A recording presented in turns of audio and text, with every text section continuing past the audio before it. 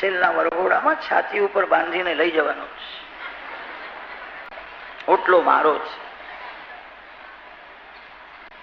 માનવને વિવેક નથી. અરે તન તારું નથી તો ઓટલો તારો હોય ક્યાં છે? તારું ઘર ભગવાનના ચરણમાં છે. ભગવાનના ચરણે જવું છે. ઘરમાં વિવેકથી રહે. ઘરમાં રહેવું એ ખોટું નથી. મનમાં ઘરને રાખે એ ખોટું છે. ઘર મારા માટે છે એવું સમજે એ ખોટું છે. ઘર મારું નથી, ઘર મારા માટે નથી, મારું ઘર ભગવાનના ચરણમાં છે. વારંવાર એવું ચિંતન કરો. ઘરમાં વિવેક છે. લોકો યાત્રા કરવા જાય છે અને ત્યારે માર્ગમાં ધર્મશાળામાં 1-2 દિવસ રહે છે. ધર્મશાળામાં જયારે રહે છે ત્યારે એમને બરાબર જ્ઞાન હોય છે કે આપણું ઘર નથી, છોડીને જવાનું છે. આ ઘર છોડીને મારે જવાનું છે, મારે ભગવાનના ચરણે જવું છે. એ ધ્યાનમાં રાખીને વિવેકથી ઘર મારો. જેને એવું લાગે કે મરણ સમીપમાં છે, એકાંતમાં બેસે. જેને એકલાને આનંદ મળે છે એનું જીવન સુધરે છે. જે બીજાથી આનંદ લેવા જાય છે એ દુઃખી થાય છે, એનું મન બગડે છે. આનંદ તમને ભગવાન આપશે. આનંદ કોઈ સ્ત્રી પાસે નથી, આનંદ કોઈ પુરુષ પાસે નથી. એકાંતમાં શાંતિથી બેસો. તમે જયારે ભક્તિ કરવા બેસો ત્યારે એક ઈશ્વરમાં સર્વનો લય કરો. એક શબ્દનો અર્થ છે ઈશ્વર. એક શબ્દ વેદોમાં આવ્યો છે, એકમેવ અદ્વિતીયમ બ્રહ્મ. ત્યાં એક શબ્દનો અર્થ ઈશ્વર એવો કર્યો છે, એકસ્મિન અંતઃ એકાંત. તમે જયારે ભક્તિ કરવા બેસો, ધ્યાન કરવા બેસો, પૂજા કરવા બેસો ત્યારે એવું માનો આ જગતમાં હું અને મારા ભગવાન અમે 2 જ જણા છીએ, ત્રીજો કોઈ નથી.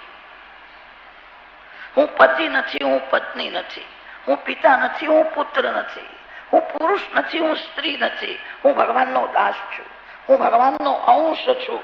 મારે ભગવાનના ચરણે જવું છે. મનથી જગતનો સંબંધ છોડીને એકાંતમાં બેસો.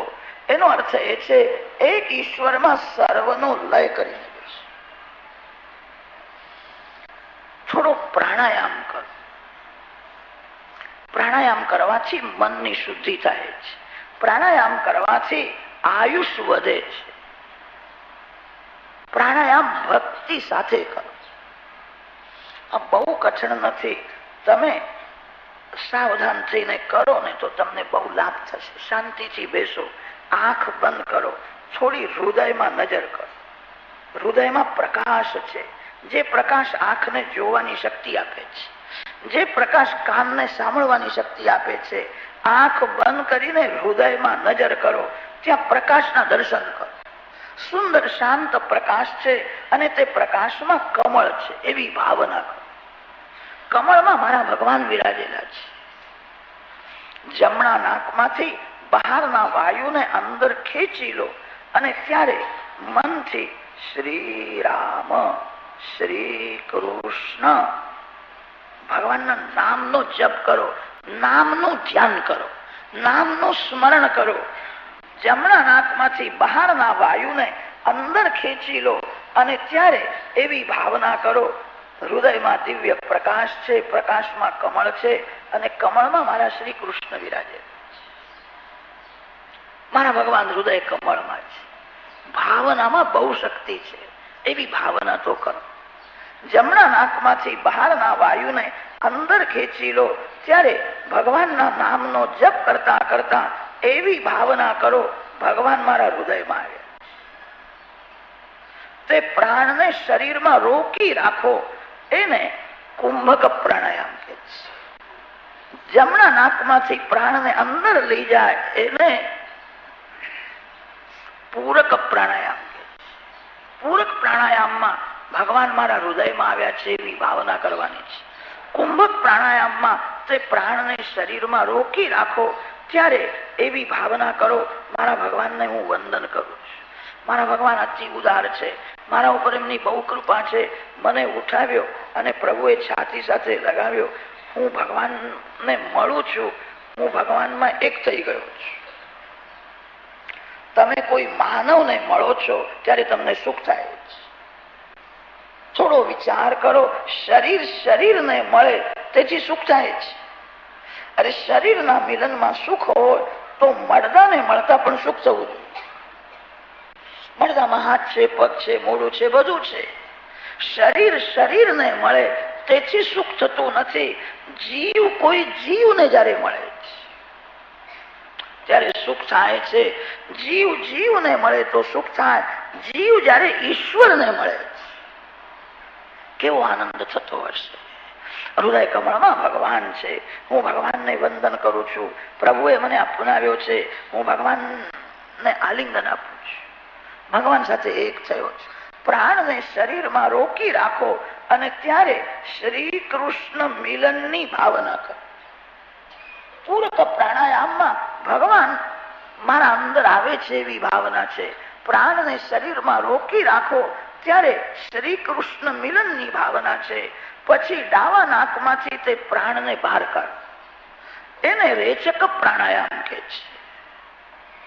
હું હવે ભગવાનનો થયો, પ્રભુએ મને અપનાવ્યો, મારા હૃદયમાં ભગવાન છે. હવે મારા અંદર કોઈ પાપ રહી શકે જ નહીં, મારા અંદર કોઈ વાસના કે વિકાર રહી શકે નહીં. મારું બધું પાપ બહાર જાય છે. બ્રાહ્મણો જયારે સંધ્યા કરે છે, સંધ્યામાં અઘમર્ષણ કરવું પડે છે. અઘમર્ષણમાં ડાવા નાકમાંથી પાપને બહાર કાઢે છે, એને અઘમર્ષણ કે છે. દ્રુપદાદિવેન મુમુચાનઃ સ્વિન્ન સ્નાત્વી મલાદિવા પૂતમ પવિત્રેણે વાજ્યમ આપઃ શુંધંતુ મા એન સહ મામ આપઃ શુંધંતુ. મારું પાપ બધું બહાર જાય, મારા મનમાં કોઈ વિકાર વાસના રહે નહીં. મારા હૃદયમાં હવે ભગવાન આવ્યા છે. જ્યાં પરમાત્મા પ્રગટ થયા ત્યાં અંધારું રહી શકે નહીં. અજ્ઞાન એ જ અંધકાર છે, અજ્ઞાન એ જ વાસના છે. મારા હૃદયમાં ભગવાન આવ્યા છે. ડાવા નાકમાંથી એ પ્રાણને બહાર કાઢો ત્યારે મારું બધું પાપ બહાર જાય છે. ડાવા અંગમાં પાપ હોય છે અને જમણા અંગમાં પુણ્ય હોય છે. જમણું અંગ પવિત્ર માન્યું છે, ડાવું અંગ અપવિત્ર માન્યું છે. ડાવા હાથે કોઈને આપવું નહીં. ડાવા હાથે કોઈ આપે ને તો તમે લેશો પણ નહીં, લેવું નહીં. ડાવો હાથ અશુદ્ધ માન્યો છે. ડાવા અંગમાં પાપ છે, દક્ષિણ અંગમાં પુણ્ય હોય છે. એ પવિત્ર છે. ડાવા નાકમાંથી પ્રાણને બહાર કાઢો, એને રેચક પ્રાણાયામ કહે છે. આ બહુ કઠણ નથી, તમે ધારો તો કરી શકો છો. ભાગવતમાં એવું લખ્યું છે 27 વાર દિવસમાં પ્રાણાયામ કરે. પ્રાતઃ કાળમાં, મધ્યાહન કાળમાં, સાયંકાળમાં પ્રાણાયામ કરે. પ્રાણાયામ કરવાથી આયુષ વધે છે. પ્રાણાયામ કરવાથી મનની શુદ્ધિ થાય છે. પ્રાણાયામ કરવાથી મન સ્થિર થાય છે.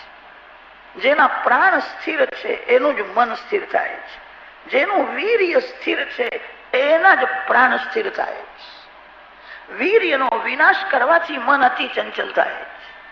શક્તિનો સંગ્રહ કરવાથી મન સ્થિર થાય. શક્તિનો વિનાશ ન થાય. બહુ સાવધાન રહેજો. પ્રાણાયામથી બહુ લાભ થાય છે. કોઈ કોઈ વખત અંદરથી દિવ્ય સુગંધ આવે છે. ભગવાનના શ્રીઅંગમાંથી સુગંધ નીકળે છે અને તેથી ભગવાનના એક એક અંગને કમળની ઉપમા આપી છે. ચરણ કમલ, કર કમલ, મુખ કમલ, નેત્ર કમલ. પ્રાણાયામ કરતા કોઈ વખત તન્મયતા થાય, અંદરથી દિવ્ય રસ આવે છે જેનું વર્ણન શબ્દથી થઈ શકે એમ નથી. પરમાત્મા રસમય છે. સંસારમાં જેટલા રસ છે એ રસમાં કડવાશ વધારે છે, મીઠાશ ઓછી છે. પરમાત્મા અતિ મધુર રસનું સ્વરૂપ છે. દિવ્ય સુગંધનું ભગવાન સ્વરૂપ છે. પ્રાણાયામ કરવાથી પરમાત્માનો થોડો આનંદ મળે છે. પ્રાણાયામ કરવાથી મનની ચંચલતા ઓછી થાય છે. પ્રાણાયામ કરવાથી સ્થૂળ મન શુદ્ધ થાય છે.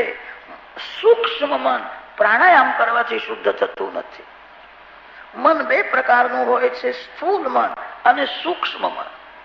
સ્થૂલ મન તન સાથે રહે છે અને સૂક્ષ્મ મન જ્યાં ફસાયેલું છે ત્યાં રહે છે.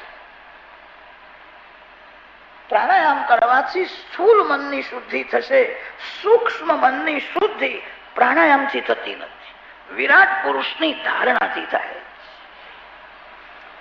સૂક્ષ્મ મન જ્યાં ફસાયેલું છે ત્યાં રહે છે, સ્થૂલ મન તન સાથે રહે છે. કેટલાક લોકો કથા સાંભળે છે, કથામાંથી એમનું સૂક્ષ્મ મન ઘરમાં પણ જાય. કેટલાકને કથામાં બેઠા પછી યાદ આવે છે, તિજોરી ઉઘાડી હતી, તાળું વાસ્યું કે રહી ગયું. સૂક્ષ્મ મન ઘરમાં ગયું છે. સૂક્ષ્મ મનની શુદ્ધિ કેવલ પ્રાણાયામથી થતી નથી, વિરાટ પુરુષની ધારણાથી થાય. પાતાલમેતસ્ય હિ પાદમૂલમ પઠન્તિ પાર્ષ્ણિ પ્રપદે રસાતલમ મહાતલમ વિશ્વસૃજોથ ગુલ્પૌ તલાતલમ વૈ પુરુષસ્ય જંઘે. વિરાટ પુરુષ નારાયણનું ધ્યાન કરો, સૂક્ષ્મ મન શુદ્ધ થશે. વિરાટ પુરુષનું ધ્યાન એટલે શું કરવાનું? આ જગત જેના આધારે છે એને વિરાટ પુરુષ કહે છે. કોઈ વસ્તુ નિરાધાર રહી શકે નહીં, પ્રત્યેકને આધારની જરૂર છે. પૃથ્વીનો આધાર જળ છે, જળનો આધાર તેજ છે, તેજનો આધાર વાયુ છે, વાયુનો આધાર આકાશ છે, આકાશનો આધાર ભગવાન છે. જગત ભગવાનમાં છે. ભગવાન સર્વનો આધાર છે. ભગવાનનો આધાર કોઈ નથી. ઈશ્વર તેને કહે છે જેનો કોઈ આધાર નથી અને જે સર્વનો આધાર છે.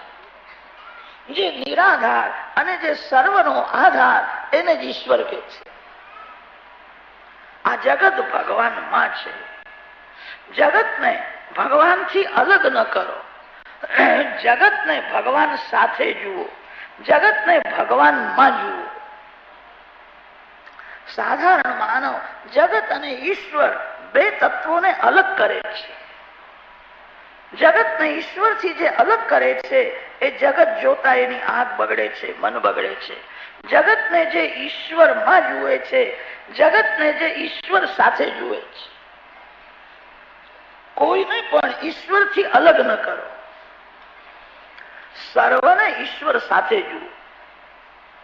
એનો અર્થ એ થાય છે જગતને ભગવત ભાવથી જુઓ. સાધારણ માનવ જગતને ભોગ બુદ્ધિથી જુએ છે, સ્વાર્થ દૃષ્ટિથી જુએ છે. એની આંખ મન બગડે છે. જગત ભગવાનમાં છે. કોઈ પણ ભગવાનને છોડીને રહી શકે નહીં. સર્વનો આધાર ભગવાન છે. સર્વને ભગવાનમાં જુઓ, સર્વને ભગવાન સાથે જુઓ. કોઈને પણ ઈશ્વરથી અલગ ન કરો. ઈશ્વરથી અલગ કરીને કોઈને જોશો, મન બગડશે, આંખ બગડશે. આ 5 આંગળીઓ સારી લાગે છે. આ 5 આંગળીઓ સરસ કેમ લાગે છે? આંગળી હાથમાં છે અને હાથ શરીરમાં છે અને તેથી આ આંગળી સારી લાગે છે. એકાદ આંગળીને હાથથી અલગ કરો, પછી જોતા ઘૃણા આવશે. આંગળી હાથમાં છે અને હાથ શરીરમાં છે અને તેથી એ સુંદર લાગે છે. કોઈને પણ ઈશ્વરથી અલગ ન કરો. સર્વને ઈશ્વર સાથે જુઓ, સર્વને ઈશ્વરમાં જુઓ. ઈશ્વર તેને કહે છે જ્યાં બધું સમાય છે. જ્યાં બધું સમાય, જે કોઈ ઠેકાણે ન સમાય એને ઈશ્વર કહે છે. જગત ભગવાનમાં છે, ભૂલશો નહીં. જગતને ભગવત ભાવથી જુઓ. જગતને ભોગ બુદ્ધિથી, સ્વાર્થ દૃષ્ટિથી જુએ એનું મન બગડે છે. આજ વિરાટ પુરુષની ધારણા છે. કોઈ બ્રાહ્મણ દેખાય તો ભાવના કરો ભગવાનના મુખના હું દર્શન કરું છું. કોઈ ક્ષત્રિય દેખાય તો માનજો ભગવાનના હાથના દર્શન કરું છું. ક્ષત્રિયો ભગવાનના હાથમાંથી નીકળ્યા છે. વૈશ્ય સાથળમાંથી અને શૂદ્ર ચરણમાંથી. આ બધા જ ભગવાનનું અંગ છે. બધા ભગવાનનું અંગ હોવાથી બધા જ ભગવાનનું સ્વરૂપ છે. કોઈને હલકો માનશો નહીં. બધા જ ભગવાનનું સ્વરૂપ હોવાથી, ભગવાનનું અંગ હોવાથી બધા શ્રેષ્ઠ છે. કનિષ્ઠ તે છે જે પોતાનો ધર્મ છોડે છે, જે ભગવાનની આજ્ઞાનું પાલન કરતો નથી એ કનિષ્ઠ છે. બ્રાહ્મણ 3 વાર સંધ્યા બરાબર ન કરે તો બ્રાહ્મણ હલકો કહેવાય. જે સંધ્યા કરતો નથી, જે સંધ્યા કર્યા વિના ખાય છે એ શૂદ્ર જેવો છે. એકાહમ જપહીનસ્તુ સંધ્યાહીનો દિનત્રયમ દ્વાદશાહમ અનગ્નિશ્ચ શૂદ્ર એવ ન સંશયા. જેનો જે ધર્મ પ્રભુએ નક્કી કર્યો છે એ પોતાના ધર્મમાં રહે, પોતાના ધર્મનું પાલન કરે તો શ્રેષ્ઠ છે. જે પોતાનો ધર્મ છોડે છે એ કનિષ્ઠ છે. આપણો ધર્મ આપણા માટે શ્રેષ્ઠ છે. બીજાનું અનુકરણ ન કરો. તમે તમારા ધર્મમાં રહેજો. માનવ આકાશમાંથી ધરતીમાં પડ્યો નથી. કોઈ કુળમાં જાતિમાં એનો જન્મ થયો છે. જન્મથી કુલ ધર્મ જાતિ ધર્મ લાગુ પડે છે. કોઈ જાતિ હલકી નથી. બધી જાતિ ભગવાનમાંથી જ ઉત્પન્ન થઈ છે. જે ભગવાનની આજ્ઞાનો ભંગ કરે, ભગવાનની આજ્ઞા છે, જેનો જે ધર્મ છે એ પોતાના ધર્મમાં સ્થિર રહે. જે પોતાનો ધર્મ છોડે એ હલકો થઈ જાય. જે સ્વધર્મમાં સ્થિર છે એ શ્રેષ્ઠ છે. બધા જ ભગવાનનું અંગ છે. આપણા શાસ્ત્રોમાં કોઈ ઠેકાણે હરિજનનો તિરસ્કાર કર્યો નથી. હરિજન ભગવાનના ચરણમાંથી નીકળ્યા છે અને તેથી એ ભગવાનનું અંગ છે. પોતાનો ધર્મ છોડે હલકો થાય. જે ધર્મમાં સ્થિર છે. મારો ધર્મ શું છે એ તમારે વિચાર કરવાની જરૂર નથી. પ્રભુએ નક્કી કર્યું છે. આ બ્રાહ્મણનો ધર્મ, આ ક્ષત્રિયનો ધર્મ, આ વૈશ્યનો ધર્મ, આ શૂદ્રનો ધર્મ. જે સ્વધર્મમાં સ્થિર છે એ શ્રેષ્ઠ છે. જે પોતાનો ધર્મ છોડે છે એ કનિષ્ઠ છે. જગતને ભગવાનથી અલગ ન કરો. જગતને ભગવાન સાથે જુઓ. જગતને ભગવાનમાં જુઓ. એવી ટેવ પાડો. આ જગતને સુધારવું અશક્ય છે. તમારા દૃષ્ટિને સુધારો. જેની દૃષ્ટિ દિવ્ય એની સૃષ્ટિ દિવ્ય થાય. જેની દૃષ્ટિ દિવ્ય છે એને જગતમાં બગડેલું દેખાતું નથી. દૃષ્ટિને દિવ્ય કરો. દૃષ્ટિ દિવ્ય ત્યારે થાય છે જે જગતને ભગવાન સાથે જ જુએ છે. સૂક્ષ્મ મનની શુદ્ધિ થયા પછી ધ્યાન કરવાની આજ્ઞા છે. ચતુર્ભુજ નારાયણનું ધ્યાન કરો. કેચિત સ્વદેહાંતા હૃદયાવકાશે પ્રાદેશ માત્રમ પુરુષમ વસંતમ ચતુર્ભુજમ કંજરથાંગ શંખ ગદાધરમ ધારણયા સ્મરંતી. શંખ ચક્ર ગદા પદ્મધારી ચતુર્ભુજ નારાયણનું ધ્યાન કરો. ભગવાનનું શ્રીઅંગ મેઘના જેવું શ્યામ છે. ભગવાનના શ્રીઅંગમાં મળ નથી, મૂત્ર નથી, રુધિર નથી, હાડકું નથી. ભગવાનનું શ્રીઅંગ દિવ્ય આનંદમય છે. પ્રભુએ સુંદર પીતાંબર પહેર્યું છે. ભગવાનના હાથમાં શંખ ચક્ર ગદા પદ્મ છે. ભગવાનના મસ્તકમાં સુંદર મુગટ છે. ભગવાનના આંખમાં પ્રેમ ભરેલો છે. કોઈ પણ જીવ જગતનું ધ્યાન છોડે છે અને ભગવાનનું ધ્યાન કરે છે ત્યારે ભગવાન ગાલમાં ધીરે ધીરે હસે. હવે મારો દીકરો ડાયો થયો જેવું લાગે, મારું ધ્યાન કરવા બેઠો. સંસારનું ધ્યાન કરવાથી જ મન બગડે છે. પરમાત્માનું ધ્યાન કરવાથી જ બગડેલું મન શુદ્ધ થાય. ધ્યાનમાં જેમ જેમ જગત ભૂલાય છે તેમ તેમ માનવને ભગવાનનો આનંદ મળે. આનંદ એ જ ભગવાન છે. ભગવાન આનંદ આપે છે. ધ્યાનમાં જગતને ભૂલે, દેહને ભૂલે, એને દેવના દર્શન બરાબર થાય છે. પછી જીવ ઈશ્વરમાં મળી જાય છે. જીવ બિંદુ છે અને પરમાત્મા સિંધુ છે. બિંદુ સિંધુમાં મળી જાય કે સિંધુ પણ બિંદુને અલગ કરી શકે. જે બિંદુ સિંધુમાં મળી ગયો છે. ભગવાનનું ધ્યાન કરતા જગત ભૂલાય, દેહભાન ભૂલાય, હું ધ્યાન કરું છું એ પણ જયારે ભૂલાય ત્યારે ધ્યાન કરનારો ધ્યેયમાં મળી જાય. ધ્યાતા, ધ્યાન અને ધ્યેય ત્રણ મટીને એક થઈ જાય. આરંભમાં ત્રણ હોય છે.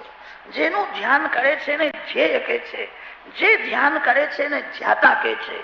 ધ્યાતા, ધ્યાન અને ધ્યેય, પ્રમાતા, પ્રમાણ અને પ્રમેય, સાધક, સાધન અને સાધ્ય, દૃષ્ટિ, દર્શન અને દ્રષ્ટા, પ્રેમી, પ્રેમ અને પ્રિયતમ, જ્ઞાતા, જ્ઞેય અને જ્ઞાન, ભક્તિ, ભક્ત અને ભગવાન. આરંભમાં ત્રણ હોય છે અને પછી ત્રણ મટીને એક થઈ જાય.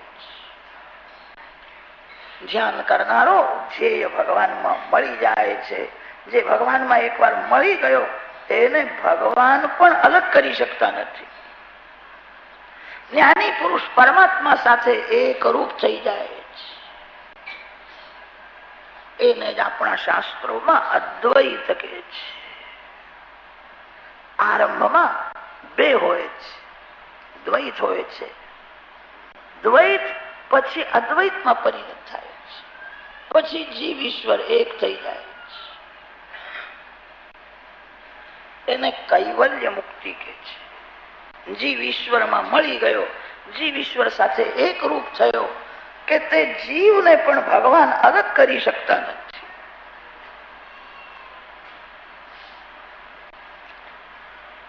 એક બ્રાહ્મણે સાંભળ્યું હતું સમુદ્રદેવની પૂજા કરવાથી સમુદ્રદેવ સંપત્તિ આપે છે. લક્ષ્મીજી સમુદ્રમાંથી બહાર આવ્યા છે. ગરીબ બ્રાહ્મણ એને સમુદ્રદેવની પૂજા કરવાનો નિયમ લીધો. ઘેરથી લોટો ભરીને જળ લઈ જાય, ફૂલ લઈ જાય, શ્રીફળ લઈ જાય, સમુદ્રદેવને જળ અર્પણ કરે, પુષ્પ અર્પણ કરે, વંદન કરે. ઘણા વર્ષ બ્રાહ્મણે સમુદ્રદેવની પૂજા કરી. સમુદ્રદેવ પ્રસન્ન થયા. સમુદ્રદેવે બ્રાહ્મણને કહ્યું, તું માગ, તું જે માગીશ તે હું તને આપીશ. તે બ્રાહ્મણે કહ્યું, મહારાજ, મારા ઘેરથી લોટો ભરીને હું જે જળ લાવેલો, મારા ઘરનું જળ જે મેં તમને અર્પણ કર્યું છે એ જ જળ કાઢીને મને પાછું આપી દેજો. સમુદ્રદેવે કહ્યું, એ તો અશક્ય છે. તારા ઘરનું જળ તે જે મને અર્પણ કર્યું એ મારામાં મળી ગયું. મારું જળ બે ચાર ઘડા તું લઈ જા, કે તમારું જોઈતું નથી, મારું જળ મને કાઢીને પાછું આપ. જે જળ સમુદ્રને અર્પણ કર્યું સમુદ્રમાં મળી ગયું, એને સમુદ્રદેવ પણ અલગ કરી શકતા નથી. બ્રાહ્મણે કહ્યું, હવે તમે મારા થઈ જાઓ. જીવ ઈશ્વર એક થાય. જીવ ઈશ્વર એક થયા પછી ઈશ્વર પણ તે જીવને અલગ કરી શકતા નથી.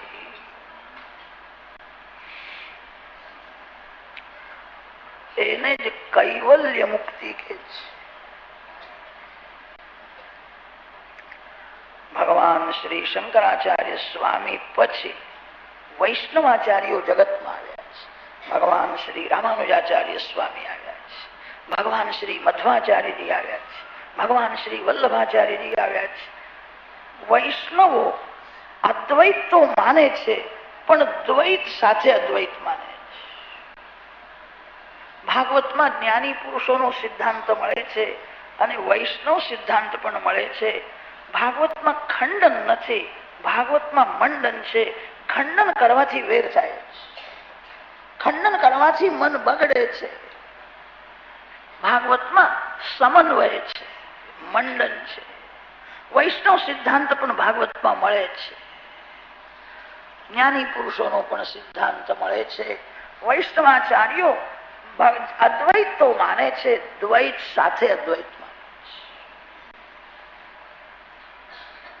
કોઈ વિશિષ્ટાદ્વૈત માને, કોઈ શુદ્ધાદ્વૈત માને છે, દ્વૈતાદ્વૈત માને છે. અદ્વૈત તો બધા માને છે, દ્વૈત સાથે અદ્વૈત માને છે.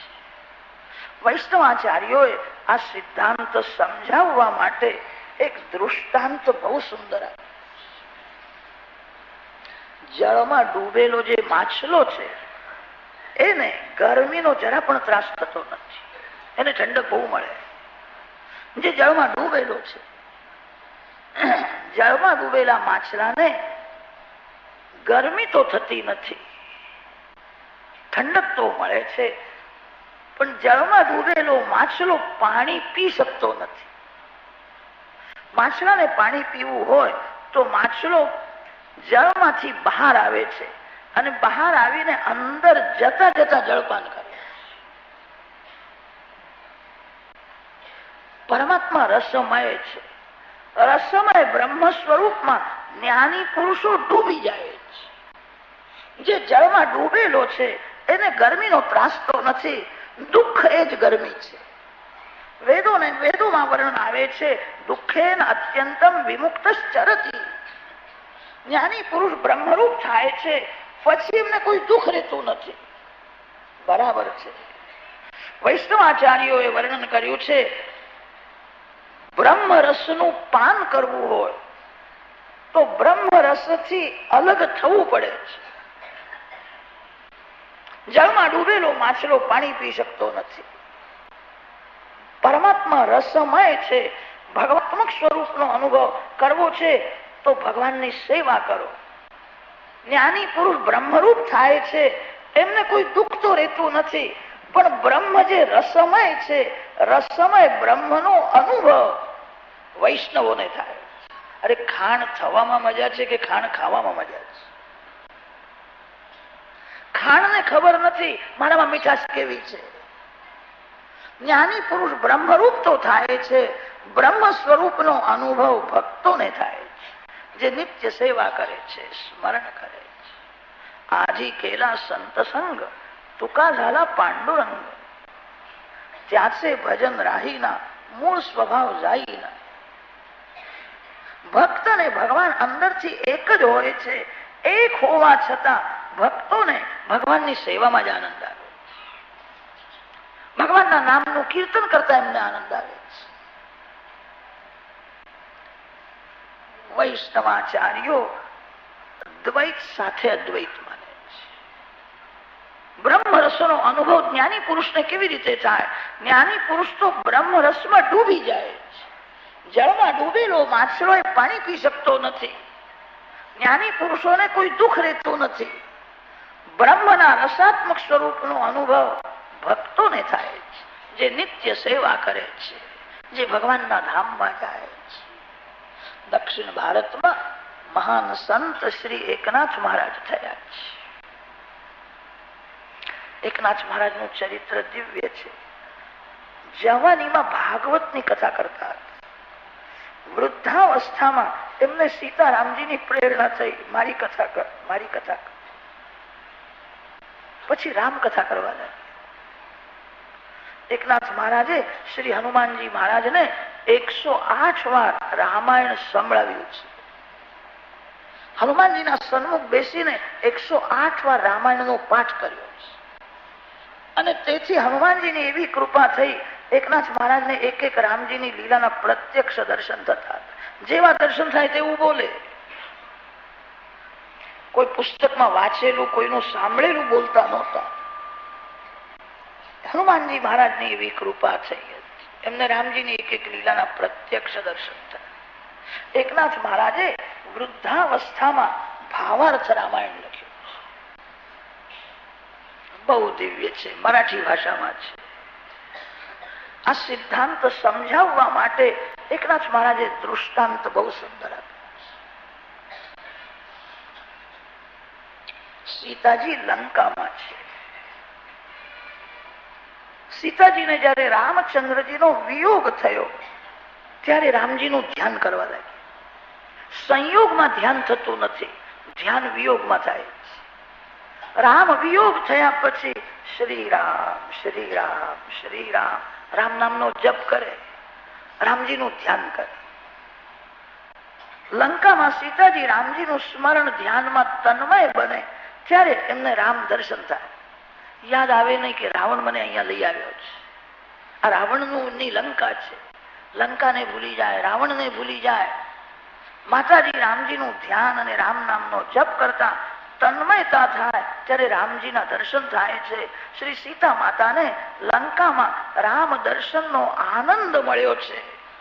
અને તેથી માતાજી જ્યાં વિરાજે છે એનું નામ થયું અશોકવન. જ્યાં શોક નથી, દુઃખ નથી. સીતામાં જ્યાં વિરાજેલા છે એને અશોકવન કહે છે. રામ દર્શનનો આનંદ મળ્યો છે.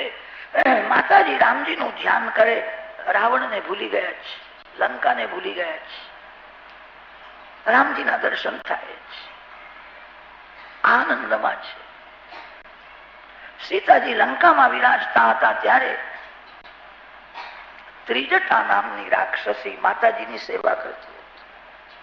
રામાયણમાં વર્ણન આવે છે, અન્ય રાક્ષસી માતાજીને ત્રાસ આપે, ત્રિજટા સેવા કરતી, જાણે છે પરમાત્માની શક્તિ છે.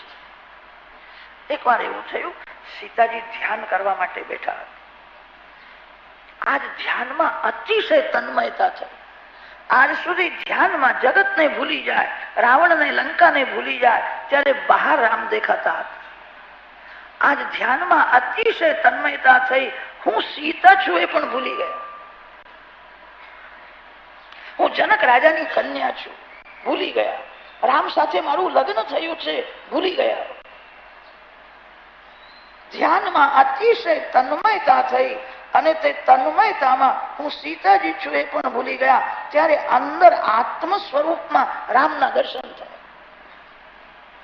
આજ સુધી બહાર દર્શન થતા, અને સર્વમાં રામ છે તો મારા અંદર કોણ છે? તમારા અંદર પણ રામ છે. માતાજીને આત્મ સ્વરૂપમાં રામના દર્શન થયા. હું સીતાજી છું, ભૂલી ગયા. સમાધિ લાગી છે. 3-4 કલાક સમાધિમાં બેઠા. 4 કલાક પછી જાગ્યા છે. અને સીતા માને ગમતું નથી, થોડા ઉદાસ થયા છે. ત્રિજટા રાક્ષસી માતાજીની સેવામાં આવી છે અને પૂછે છે, આ શું થાય છે? કેમ ઉદાસ લાગો છો? સીતાજીએ કહ્યું, એકવાર હું કથા સાંભળવા માટે ગઈ હતી અને કથામાં મેં એવું સાંભળ્યું છે,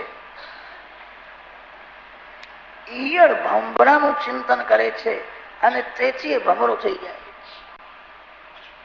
ભમરો ઈયળને ઘરમાં રાખે, મારે નહીં, કરડે છે. ભમરાના ઘરમાં રહેલી ઈયળ ભમરાનું ધ્યાન કરે, આવશે મને મારશે, આવશે મને મારશે. 6 મહિના સુધી ઈયળ ભમરાનું સતત ધ્યાન કરીને ઈયળ મટીને ભમરો થઈને બહાર આવે છે. એને સંસ્કૃત ભાષામાં કીટ ભ્રમર ન્યાય કહે છે. ભમરાનું ચિંતન કરવાથી ઈયળ ભમરો થઈ જાય છે. એવું મેં સાંભળ્યું છે. રામ વિયોગમાં સતત રામજીનું ધ્યાન કરતા કરતા કદાચ હું સીતા મટીને રામ થઈ જઉં તો.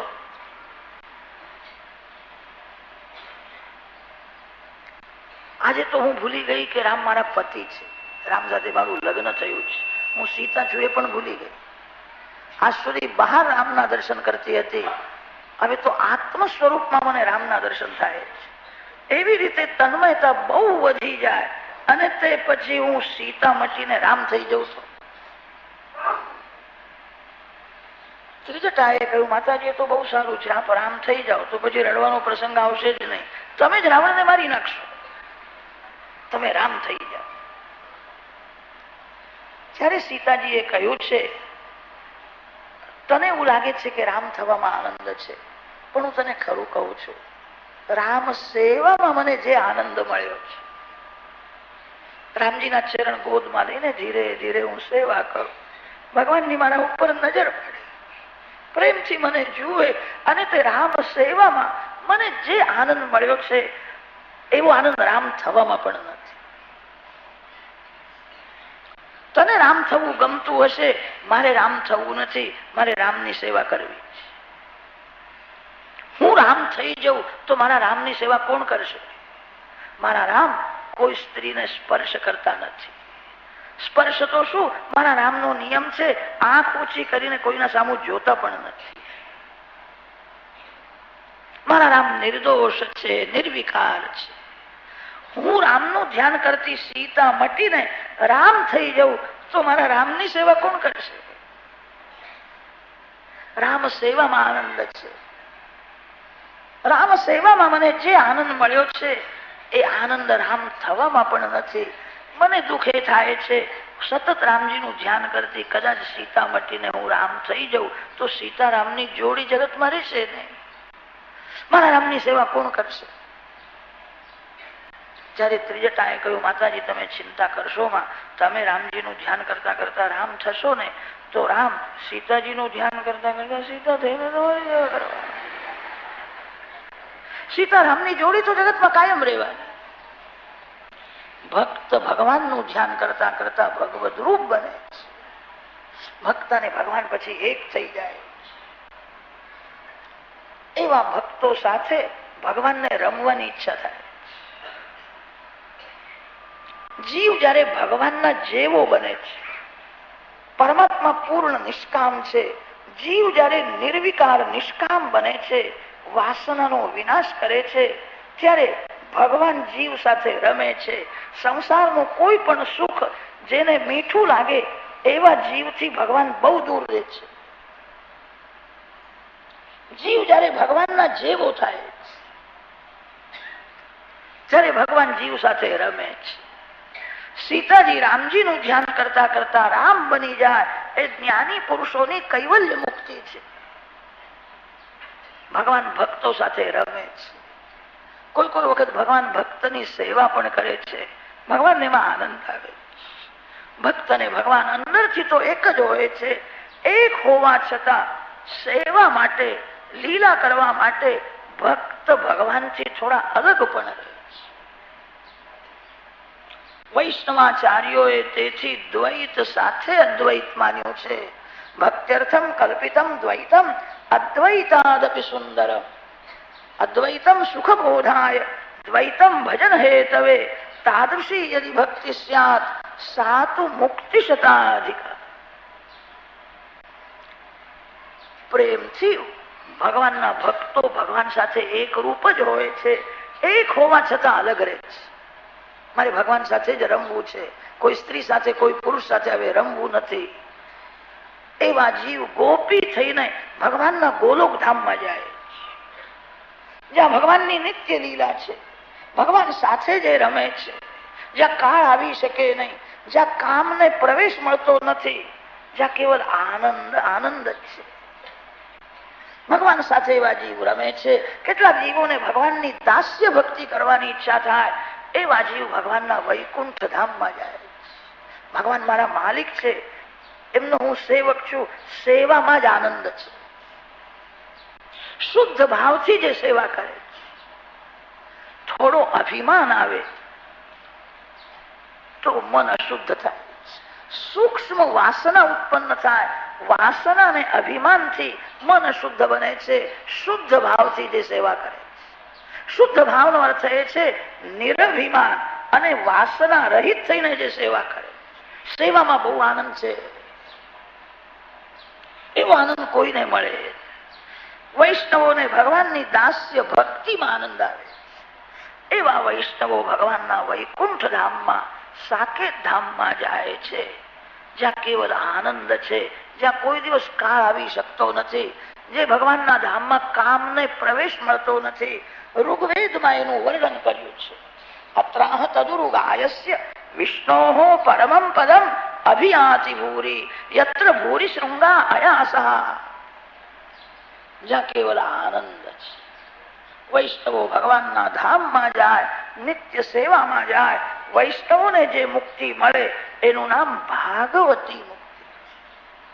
જ્ઞાની પુરુષો પરમાત્મા સાથે એકરૂપ થાય છે. જ્ઞાની પુરુષોને જે મુક્તિ મળે છે એનું નામ કૈવલ્ય મુક્તિ છે. કોઈ પણ મુક્તિ મેળવવી હોય ધીરે ધીરે સંયમ વધારવો જ પડશે. એક એક ઇન્દ્રિયનો સંયમ વધારવો, ઇન્દ્રિયોને પ્રભુના માર્ગમાં લઈ જાઓ. પ્રત્યેક ઇન્દ્રિયથી ભક્તિ કરો. આંખથી ભક્તિ કરો, જીભથી ભક્તિ કરો, મનથી ભક્તિ કરો, કાનથી ભક્તિ કરો. પછી જુઓ કેવો આનંદ મળે છે. સંતો એવું માને છે જે ઇન્દ્રિયથી માનવ ભગવાનની ભક્તિ કરતો નથી એ ઇન્દ્રિયમાંથી કામ અંદર ઘૂસી જાય છે. જે ઇન્દ્રિયથી માનવ ભગવાનની ભક્તિ કરતો નથી એ ઇન્દ્રિયથી પાપ થાય છે. કથામાં વક્તા ભગવાનના દર્શન કરતા કરતા, ભગવાનનું સ્મરણ કરતા કરતા વક્તા બોલે. શ્રોતા ભાગવતમાં નજર રાખે. ભાગવત એ નારાયણનું સ્વરૂપ છે. ભગવાનમાં નજર રાખીને ભગવાનનું સ્મરણ કરતા કરતા શ્રોતા કથા સાંભળે. કથામાં કેટલાક લોકો કાનથી તો ભક્તિ કરે છે, પણ આંખથી ભક્તિ કરતા નથી. આંખથી ભક્તિ ન કરે તો આંખ પાપ કરે છે.